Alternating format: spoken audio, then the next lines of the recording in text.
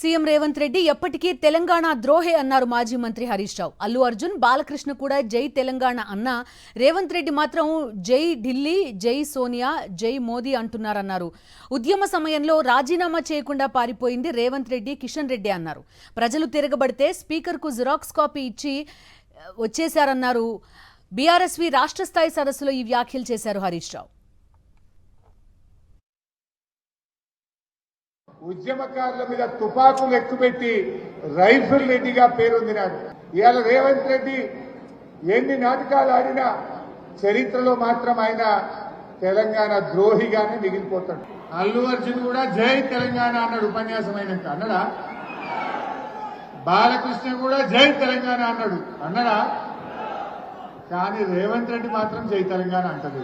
ఆనాడు ఉద్యమం జరిగేనాడు రాజీనామా చేయకుండా పారిపోయిన వాడు ఎవడన్నా ఉన్నాడంటే అది రేవంత్ రెడ్డి, కిషన్ రెడ్డి. రాజీనామా చేయాలని ప్రజలందరూ తిరగబెడితే ఒరిజినల్ ఇస్తే ఏడ యాక్సెప్ట్ చేస్తాడో, ఎక్కడ మళ్ళా ఎలక్షన్ పోవాలో జిరాక్స్ కాగితం ఇచ్చిన వ్యక్తి రేవంత్ రెడ్డి గారు.